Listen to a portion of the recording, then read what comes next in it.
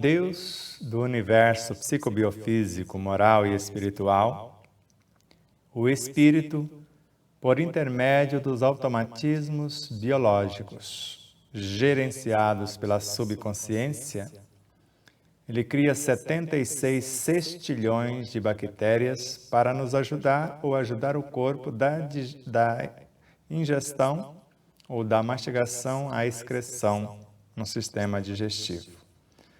Assim, para melhor gerenciar o universo mental, perispiritual e físico, ele cria ou permite que a alma, o ser pensante, o centro da personalidade atuante, elabora 95 mil pensamentos. E cada pensamento bem arquitetado, segundo Allan Kardec, essa cifra de pensamentos é Joana de Ângeles. E segundo Kardec, um pensamento bem arquitetado nos coloca em conexão com todas as nossas vivências, com toda a nossa história de vida desde os instantes conceptuais de nossa origem. E, ao mesmo tempo, nos coloca em conexão com todos os seres dentro do planeta Terra e com todos os seres de todos os mundos. E a mente, como entidade, como emanação do Espírito, ou emanação, para ser mais exato, ela estuda, porque é um ser, ela arquiteta, ela determina, ela materializa os desejos, que eles são peculiares, com a matéria que está em torno, interagindo com essa matéria que está em torno. E essa matéria é sempre formada por seres incontáveis, em processo de evolução, esses seres, nos quadros do universo sem fim. Assim mencionou Gúbio na obra Libertação de André Luiz por Chico Xavier. De modo que, se eu estou em conexão com esses seres incontáveis que vão dar forma ao meu pensamento, cada átomo do nosso corpo representa um universo em miniatura. Tudo que existe num átomo, existe no universo. Ou tudo que existe no universo, melhor dizendo, existe dentro de um átomo. E vice-versa também. Como espíritos, tudo que existe no cosmos existe em nós, segundo Leon Denis. E tudo que existe em nós está em conexão com o cosmos. Então não tem como pensar sem interagir. Por isso, André Luiz, para ser mais exato, Aulus nos domínios da mediunidade. Ou melhor, André Luiz na obra Sinal Verde. Se eu quero, eu penso. Então eu posso transformar a oração em pensamentos. Se eu pensar, eu vou agir. Vou colocar o pensamento em ação por intermédio das virtudes que eu qualifiquei com as palavras que eu expresso. Se eu pensar, eu ajo. Se eu agir, eu vou interagir com essa matéria mental e com tudo e todos.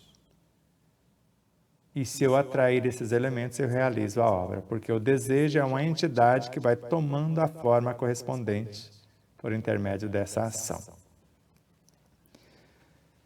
Assim, ninguém consegue pensar sem interagir, ninguém consegue interagir sem permutar valores.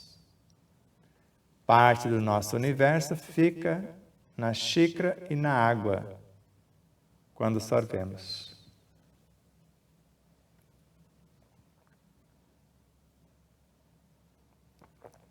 Um tanto trouxe o universo em torno para o interno, mas o interno interagiu com o entorno. E essa água vai ter a qualificação conforme o meu pensar, sentir, falar e agir. Porque ela grava exatamente tudo isso, como um ser vivo que é. Por isso, basta pensar na gleba de terra que eu quero trabalhar, para semear alguma coisa, para cultivar, eu já estou interagindo com ela, segundo André Luiz. Assim, quando eu penso na semente, no adubo, no fertilizante. Ou quando penso numa pessoa. Se a Aline, que está no seu trabalho, pensa na Isis, na Maria Flor, no Aníbal, seus filhos, no Lucas, seu esposo, na sua mãe, Marília, no seu pai, Luiz, ela está enviando a sua alma para dentro da alma desses seres. Mas são 95 mil pensamentos que foram criados. E se não forem coordenados pelo pensamento em vigência, eles foram criados. E são entes livres. Se ideias foram criadas e não foram ressignificadas, elas ficam na órbita do lar, do ambiente de trabalho, gerando outras ideias semelhantes. E nós seremos obrigados pela lei a manter e nutrir. Por isso que às vezes não sabemos que a ideia gestada à luz da maldade, da maledicência, ou de outros elementos perturbadores, nos convida a novas atitudes semelhantes para alimentar as que foram criadas. Se eu mudar a pauta e lembrar que não tem como livrar-me das ideias à luz da maldade e da maledicência que foram criadas, eu posso começar a exercitar a bondade e a benevolência, envolvê-las nessas vibrações de amor e convidá-las a mudar o curso. De maldade para bondade, de maledicência para benevolência. De mentira para a verdade, de tristeza para a alegria. E quando a maledicência está em pauta, essa magia negra, a pior de todas as magias, que é falar da vida alheia, isso muda a frequência vibracional de nosso ambiente de trabalho e de nosso lar. E adensando essas vibrações, essas frequências, em nosso corpo, o atingido diretamente é o nosso sistema imunológico, que é psico-neuro-endócrino imunológico. Então, psiquicamente ele é atingido, que vai resvalar no neuro, no sistema nervoso central e periférico, que vai reprogramar o endócrino, que vai produzir os hormônios, que vai reprogramar o universo físico. Se for a alegria de viver, a gratidão pela vida, a esperança de melhoras à pauta, vai fortalecer o sistema imunológico bem pertinho de você.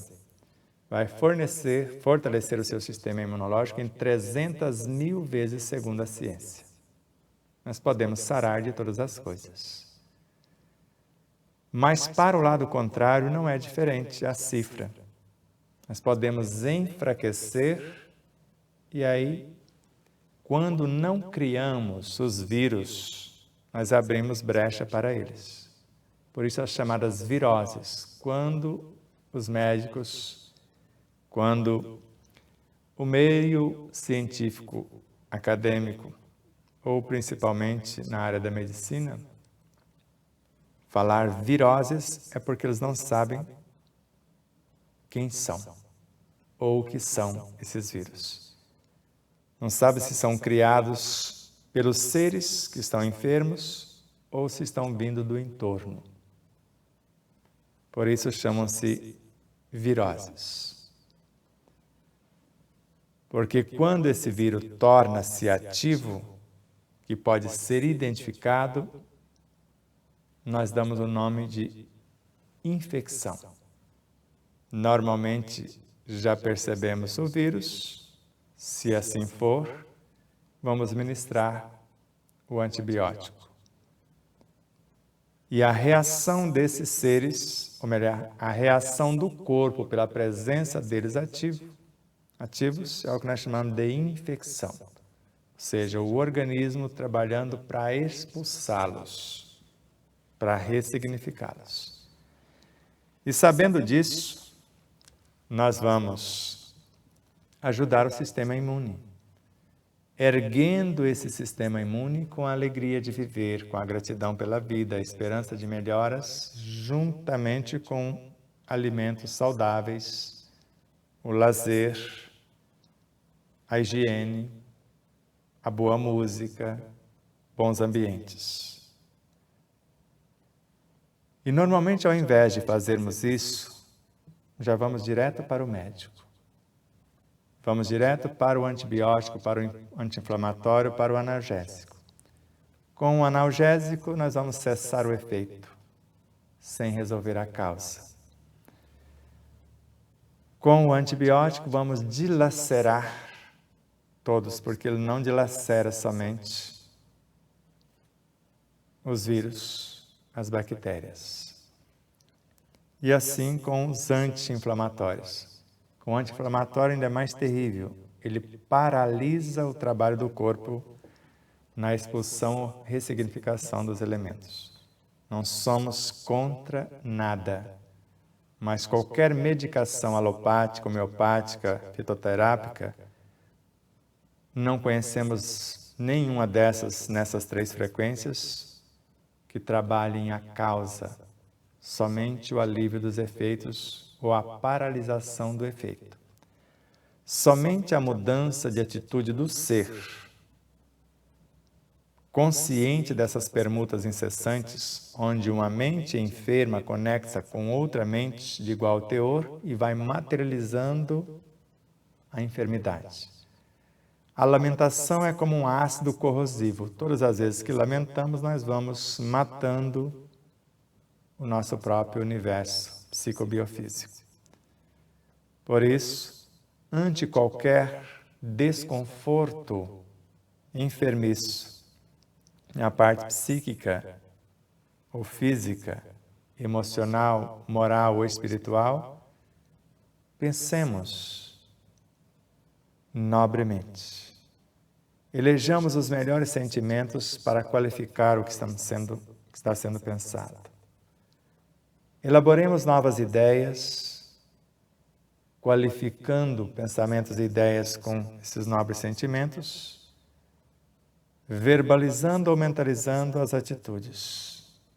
Da melhor forma possível, o esmero nas ações, criando, por intermédio dessas permutas, e é a pauta seguinte da semana que vem, o entrelaçamento das almas dos átomos, moléculas, células, tecidos, órgãos, sistemas, corpos, ou da nossa alma como centro consciencial de nossa personalidade com outras almas, nas relações saudáveis, no exercício da afetividade. Não é tão difícil, mas eu preciso ter ciência do meu existir e adquirir consciência do real objetivo de minha existência. Aguardemos vocês após esse exercício de permutas incessantes. Pensar antes de pensar. Por isso, antes da forma do que eu quero que aconteça, a função. Para quê? Antes da função, eu preciso da ideia, de elaborar a ideia para a função. Antes da ideia, a vontade para geri-la. Antes da vontade, a coragem para tomar a atitude. E antes da coragem, o saber. Por isso, sem os saberes, jamais nos tornaremos seres mais felizes, mais saudáveis, pacíficos, conscientes. Gratidão a vocês, espectadores, Aline Gonçalves, que nos conduz até vocês, empresas e emissoras parceiras, todos os corações solidários e fraternos, enfim, a tudo e todos. Aceite mais uma vez a nossa gratidão e rogamos a Deus que multiplique milhões de vezes as bênçãos, as oportunidades de uma vida plena no universo de todos. Namastê.